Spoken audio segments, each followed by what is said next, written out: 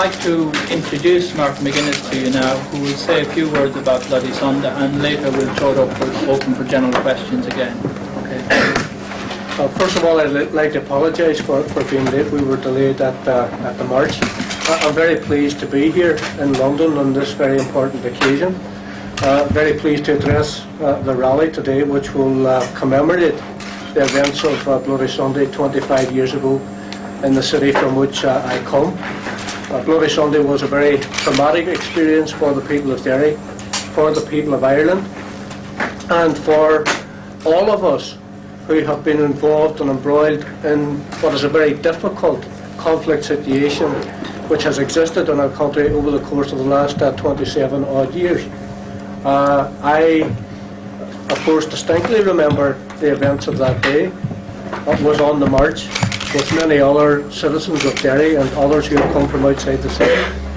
I think that many people by that stage had been apprehensive to some degree about how the British government and the British military would respond to such a huge march.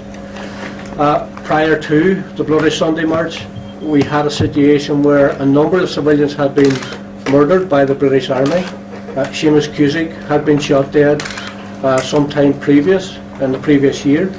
Desmond Beattie was shot dead the next day. Derry is a small place. Derry is a type of a place where if you drop a pebble into a pool, then the waves touch everybody. And certainly before Bloody Sunday happened, through all sorts of different incidents that occurred in the city, all of us were very deeply affected by the deaths which occurred. And of course we must remember that the first death which occurred in Derry was the death of Samuel Devaney, who was beaten by the RUC and died later of his injuries. Then we had the killing of Seamus Cusack by the Royal Anglian Regiment, and we had the killing the next day of Desmond Beattie. 3 people were murdered in our city. Not one member of the British Army and the RUC had been killed in that city. Then we had the introduction of internment, we had the Bloody Sunday March, we had the murders of 14 people, the wounding of very many others, and we had a situation where over the course of the next 25 years many questions were to be asked about the stewardship of the British government and the orders that the British military had on that day. The people of Derry were shocked by the experience. The people who came out to march, in my opinion, for justice and for democracy, because it was quite clear to everyone who had any understanding of what democracy meant, and to us democracy is government by the people, for all of the people. And if we accept that, then it was quite clear that since the foundation of the Northern State, the community from which we come have not been given justice, and certainly have not been given democracy by the British government or by the Unionists who controlled the Northern State over the course of that period of time. The people who marched on that day, I believe, were very courageous people. I think that some of them had some understanding that there was a risk, that the British Army would behave in a fashion which would be unbecoming of the occasion. But I would have to say I don't believe for 1 minute that people expected that the events which occurred that day would have occurred.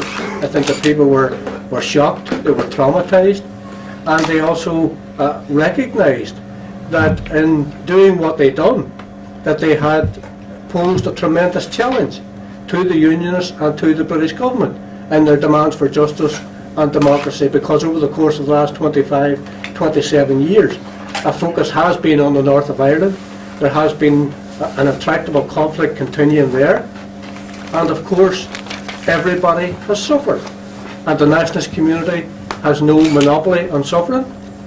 Unionists have suffered, the Loyalists have suffered, the British people have suffered, and those of us who are concerned about what occurred on the streets of Derry on Bloody Sunday are also concerned that people have lost their lives in this city as a result of the Irish conflict, that people have lost their lives on the Shankill Road and in Enniskillen and in other situations throughout our island.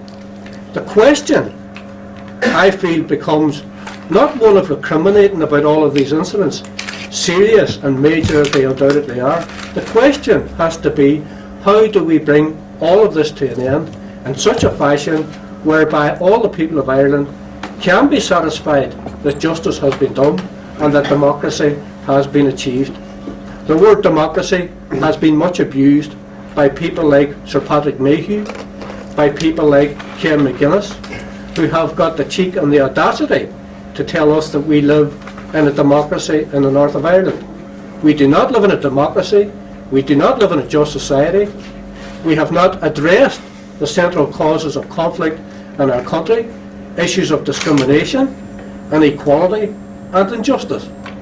And I think that there is a responsibility on all of us to do everything in our power to bring about the type of negotiations which we all know are required to solve the conflict.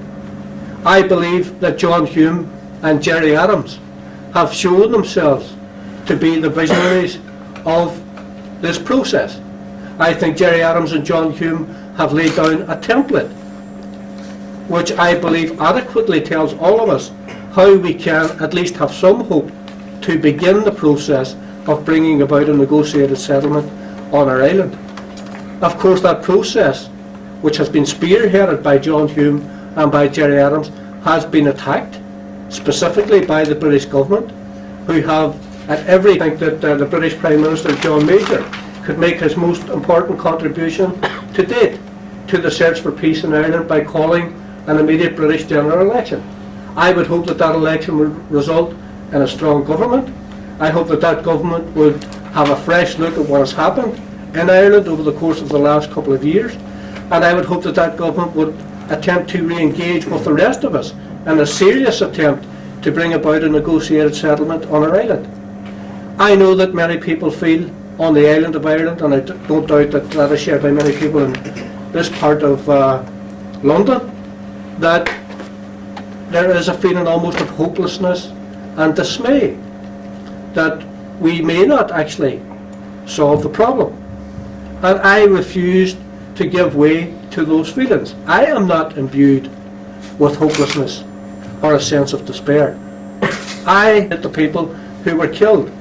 We also come here to remember that many other people have been killed as a result of the conflict in our country. And what we want to talk about to the British people and to the people who will be at the meeting is how we move forward to bring an end to all of that, to bring about the justice and the democracy and the happiness which all the people of our island require, and which I am certain the vast majority of ordinary working class people in Britain want to see.